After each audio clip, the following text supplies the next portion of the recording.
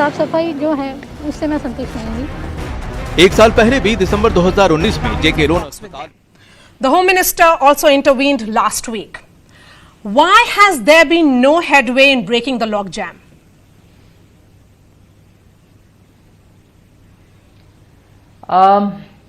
That's a good question to start with, but negotiations are a time-consuming process. If there are issues which have to be clarified, it does take time. So I'm not so concerned about time-consuming exercise, but what worries me at this stage is those protesting farmers are probably not specifying the issues on which they want the negotiations. After all, the concerned minister, Agriculture Minister Tomar ji and Piyush Goyal ji are both sitting and saying we are quite okay with talking about every aspect of the law, the three laws which have now become the law of the land. So I think the process is getting a bit stretched because specific concerns are not being voiced. There's a lot of talking from the side of those who are representing the farmers who are still not very specific on what is it that they are concerned about. Okay, ma'am. And therefore it's going to... Yes. Yeah. Because despite the government's assurance that MSP won't be touched among all other concessions, the farmers are adamant on their single point demand that these laws must be repealed because they are saying that ye kala kanoon hai. Is rollback an option? But Maria, where is MSP linked to this whole debate? The three laws have nothing to do with MSP. First, let that be clear. MSP continues, in fact continues better with Prime Minister Modi. 2014 till 19 and 19 till now, we've had record procurement at good prices and the quantum procured is also like never before. So linking MSP to this debate is absolutely unrelated, although it relates to the farmers as a concern. As regards the law, I'd like to say, what about the law in which any of the political opposition parties can stand up and say, no, this is not what we stood for. They all stood for these very things. And today, now, seeing a political opportunity to join a group of farmers who are seeking clarification is just sheer optimism from the side of the opposition parties. Well, we'll be talking about politics in just a bit, ma'am, but because, farmers are saying that MSP for crops be made an entitlement, not mere a policy announcement. How far is the government willing to go to accommodate the farmers' demands? Well, I think it was made very clear that the MSP is not part of the farm laws. These are just very clearly issues which are being brought about in this context. When the data shows clearly MSP is out of the farm laws and it continues like before, where are they linked? So if this protest is against farm laws, where is the MSP in it? Ma'am, one thought is that why are the farmers of only Punjab protesting while Punjab is biggest producer of wheat? What about farmers of rest of India? Because farmers in many states, and we have seen those success stories, have welcomed the new laws. Can one set of people force the government to withdraw a national law even if it is for the larger good? Well, first of all, even if it is for the larger good itself is addressed. What is for the larger good? The farming laws are for the larger good. And if there are some farmers who have doubts about it, we can speak about it. So, rolling back of the farm law as a demand cannot be on the grounds of larger good. Larger good rests in the fact that farmers all over the country are coming out with clear anecdotal and experiential examples of how they stand to benefit. Didn't you come to know of that particular case of a Maharashtra farmer who, right, not getting paid in time, approached the district collector in Madhya Pradesh from where the trader was, who got paid because of the district collector ensured that the payment was done in time? So, repealing of the laws for the larger good just doesn't hold water. What is the But if they are asking about some aspects, yeah. Yes, please go ahead, ma'am. But if they are asking about some aspects of the laws in which they are confused or in which they are not sure, the ministers are ever ready to answer those clarifications. Now, from the press meets of the ministers who have been engaged in this negotiation, whether it is Narendra Singh Tomarji or Piyushji, it's very clear that the representatives who are attending the negotiations on behalf of the farmers are not putting their finger on those specific issues which are causing concern for them. Contract farming exists in Punjab, exists in Maharashtra, where Congress party is in the ruling, and they have never thought of repealing it. Whereas when it is part of a central law, there is so much of confusion about it. It is already existing in Punjab and in Haryana and in Maharashtra and in Gujarat and in Karnataka. So contract farming is not one thing for somebody and one other thing for the central law. Yes, and what is the possible solution And as regards the prices? To current stalemate, ma'am? Because some experts are saying, let Punjab decide its own destiny, leave it to the state government entirely. Is that possible? It has also been proposed that the government should completely withdraw free power and other subsidies and in turn put more money directly in poorest farmers' accounts. See, these are solutions which people can come up with. These are solutions which people can come up with because they're not at the negotiating table. And even with Prime Minister Modi and the government of the day in Delhi ready to sit and talk, talking is not happening, whereas protests are continuing even as talking is happening, which itself in principle, if you look at it, defies the principle of goodwill, where if you're starting to talk, please engage in the talk. And if you think that the government is not responding, and in this case responding also in written, the government is on its own given a written reply. So that's where I think the minister's statement, Piyush Goyalji's statement, that probably this whole negotiation has been hijacked. The farmers' protest, which is on questions of they not being clear, probably is gotten hijacked by such elements for whom protest in India is now becoming an exercise to recover some of their lost ground, bring the brotherhood from all over the world, and also have all their old boys associations stand up and speak from their respected think tanks centers, and also those who have a column space available for publishing in global newspapers to publish articles against this government. Sum and substance of what I want to say here, Maria, it looks as if these are all windows of opportunity for those disgruntled elements which are hijacking every protest to destabilize this government. Ma'am, since you're talking about this, the protesters have been linked to Khalistanis, they have been called ultra-leftists and Maoists. These protests have been dubbed as also those by rich farmers and middlemen or commission agents. Would you agree that these accusations have further vitiated the atmosphere and it is in fact leading to perhaps mistrust? Maybe, because that can be one of those arguments which the farmers can say, oh no, look, this is what we are being dubbed as, and so on. We have not stopped talking with them. They are welcome to come and sit and talk as farmers.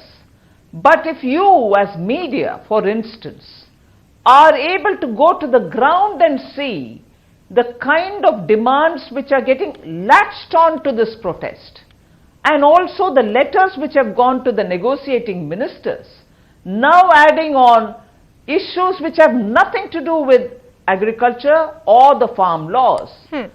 release so and so who's being held for some other, Naxal related crimes. Release so and so who has been working on some other issue which has nothing to do with the farm related issues, but Article 370. Who is doing all this?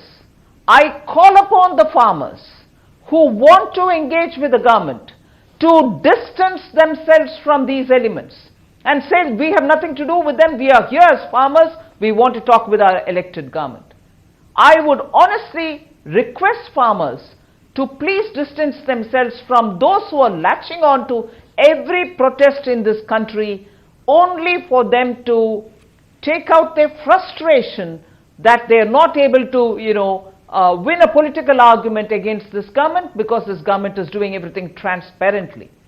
Now, if each of them are, shopping from one to another protest because they have something personal, visceral against the Prime Minister, I think this is the time that the farmers who are genuinely coming from all parts of Punjab and Haryana and so on, it is time for them to distance themselves from these elements. Ma'am, the Prime Minister has said reforms will give farmers new markets, access to technology, help bring investments in agriculture. A majority of agriculture economists agree that farm bills were long overdue for agricultural reforms. Despite its best intentions, would it be fair to say that the government failed in communicating the message to the farmers and the finer points were lost in translation? Well, there's always a reason that we can look at for any developing situation. The government, not just this government, for last 20 years, governments of different colors and hues have had this discussed, have had this, looked in through various committees. Various committees have gone through several iterations, and after that, it had come to the Parliament. In Lok Sabha, it was elaborately discussed, and the minister gave point-on-point answer for every question of the opposition.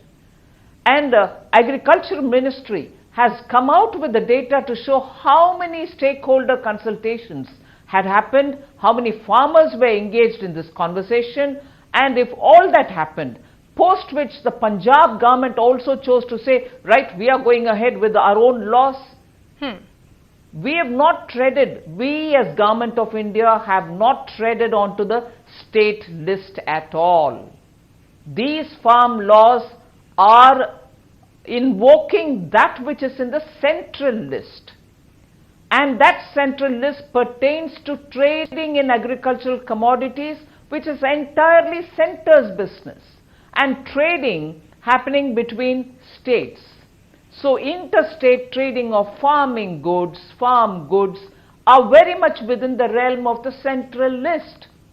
And it is only that we've done. Your APMC, which comes from the State Act, is intact. Right. And from the centre, the MSP is intact.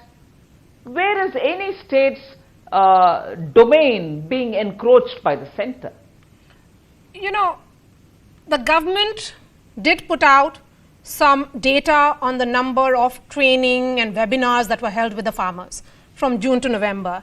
If the process was so consultative, why did it come via the ordinance route during pandemic? During the pandemic, we were very clear that this has gone through its process, and we should, during the pandemic itself, with the kind of rural resurgence we saw, with the kind of contribution that farmers were making to the economy despite the corona, if reforms for benefiting them is not happening because it's pandemic, how unfair is that? We were trying to reform the labor laws. That also happened during the pandemic. We came up with 1 lakh crore for agricultural infrastructure. Why won't you want to ask me as to why I'm giving 1 lakh crore during the pandemic for agri infrastructure? It is like that. Every step will have to be taken in good succession so that those who desperately have waited now for more than 60 years for a reform in agriculture. Maria, yes, we are often pointed out. Just let me say this to you. Yes. we are often told, oh, Prime Minister Modi is nowhere near 1991 reform agenda. Look what Dr. Manmohan Singh under the leadership of Narasimha Rao did. That was reform. After that, nothing has happened. Forgetting that Dr. Manmohan Singh, after that, literally after 20 years, after 15 years, became the Prime Minister again, and he couldn't do this. He couldn't do it in 91, he couldn't do it in between 2004 and 14. Although it was in their manifesto of 2019. And we do it now. Although then the agriculture minister during 2004 to 14, Yes. Sharad Pawarji had That's right. written letters saying we should privatize, give opportunity for the farmers. Now, a prime minister who couldn't do it despite his achievements of 1991, who couldn't do it in his 10 years, and people do point out to Modi saying, oh no, you've not achieved much, when he does the same reform to which all of them subscribe till today. What does it mean? Does it not highlight their hypocrisy? Does that not highlight the fact that they are seeing a political opportunity to destabilize an elected government? So That's are you exactly saying, what is happening. so are you saying that this is the 1991 moment for Indian agricultural reforms? No, there are several that Modi has done between 14 and 19. Several. GST, IBC, labor codes, systemic reforms in many of those sectors which have got opened up, as a result of which you're getting FDI. Banking sector, regulatory bodies, each one of them is a substantial systemic reform which is being carried out. Bringing some 1,000 odd, 1,500 odd archaic laws out of the box and saying no longer will these be useful because they were becoming instruments of discretion and therefore corruption was breeding. We removed them all. So Modi's list of reform continues. Okay. I'm talking about a specific point in the farm laws, ma'am, and much of the opposition is just one of the 3 new laws. In this is the most contentious seems to be about the Farmers Produce Trade and Commerce Promotion and Facilitation Act, or the FPTC Act. It is the FPTC Act and its provisions that are seen as weakening the APMC mandis. It permits sale and purchase of farm produce outside the premises of APMC mandis. Will there be a rethink on this? Maria, what is the wrong about it? If the farmer is given a choice to sell in the mandi or outside, and if MSP continues, the comfort of MSP continues, he chooses to sell where he wants to.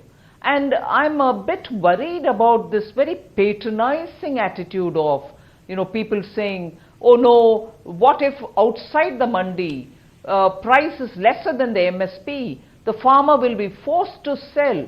I'm sorry, look at the Indian farmer. In spite of COVID, he didn't wait for any of the opposition parties to support or stand by him or anything. He is going on doing his work.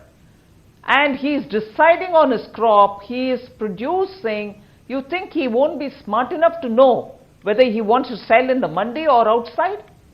A Congress party and others in the opposition wanted the APMC to be disbanded. Yes. We have not disbanded it. And in spite of that, the argument is, what if they sell outside of the mandi? Hurry, you were going to disband the mandi itself. What are you asking about the mandi and outside the mandi now? Your written statements in your manifesto clearly say we want to disband the APMC. Today we've not disbanded it. But you're saying, oh my God, the farmer will go outside of the mandi and sell? If it makes economic sense for the farmer to go outside and sell it, so be it. He should be having the choice. Okay. Why are we speaking for him?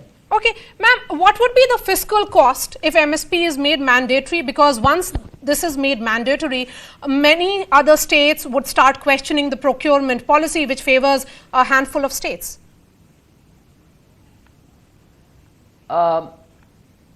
when we say mandatory, Maria, let us understand one thing.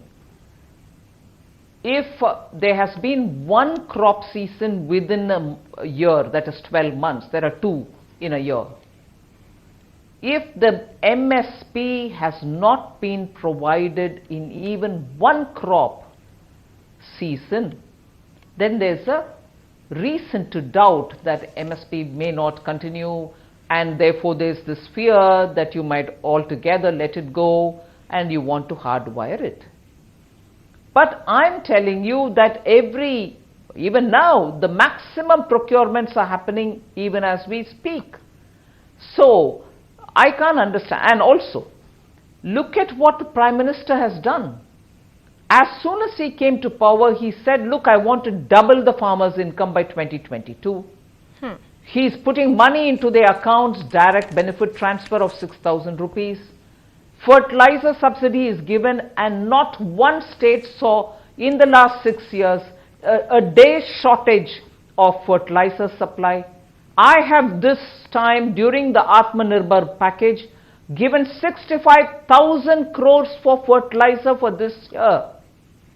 And in the 6 years we have not had a shortage of fertilizer, subsidized that is. And after that you also get interest subvention given to the farmer in the loans that he takes for the crops. KCC card is given to them. I do not want to do this as an exercise to say so much is being spent on the farmer. He deserves the money, he will be given the money. And it is not Modi's government which will grudge giving it to the farmer. But I want to speak of those parties which are now joining hands to say, oh yes, make MSP mandatory. In their time, the procurement was even 1/10 of what we were procuring now. And look at their gumption to say, oh my God, farmer, give them MSP. You didn't even procure of the 23 which is listed there. You stopped always after you procured some amount of wheat and paddy. You didn't think of cultivating oilseed growers. You didn't think of coarse grains. And today you're saying, oh my God, we need to have MSP guaranteed. I'm sorry, if you take the actual figures of farmer and farmer welfare between 2004 and 14, I do not want to say this at all as a point of discussion. Okay. I want to keep my hands in the, almost khar jod karke. I want, with vinamrata, I want to say, what a bitter thing to say, and it breaks my heart.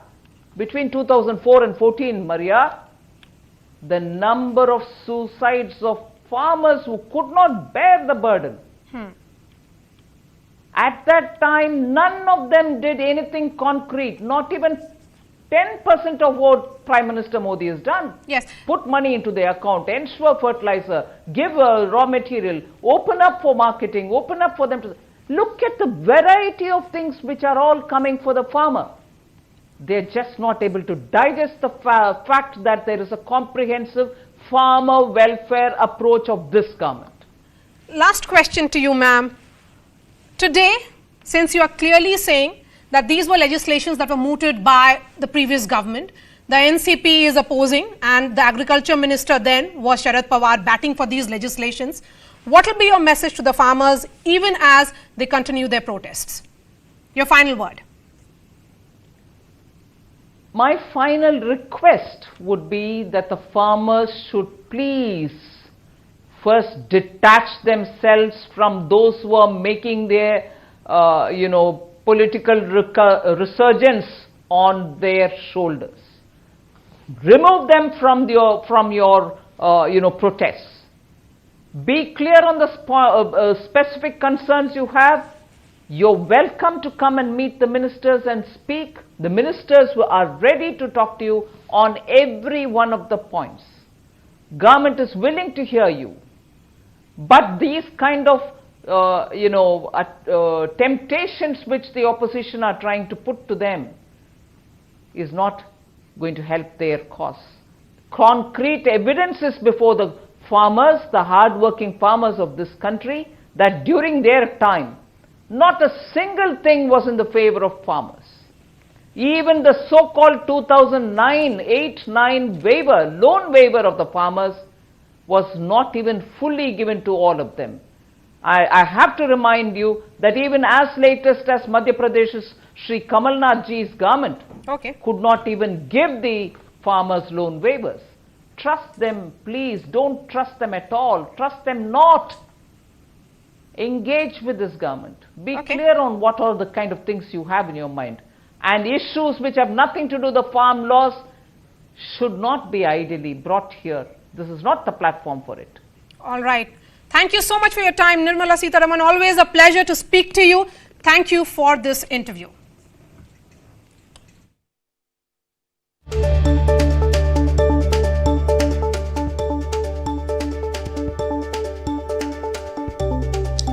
तो news 18 पर वित्त मंत्री निर्मला सीतारमण का exclusive interview. किसानों के मुद्दे सुलझाने के लिए पहल की, किसानों के साथ सरकार की बातचीत जारी है। साथ ही साथ उन्होंने कहा कि सरकार जो है वो लगातार किसानों के साथ बातचीत कर रही है और कृषि कानूनों के ऊपर वित्त मंत्री निर्मला सीतारमण ने कहा कि ये कानून किसानों के हित में है। हमारी सरकार ने लिखित में आश्वासन दिया है, किसान देश विरोधी ताकतों से दूर रहें।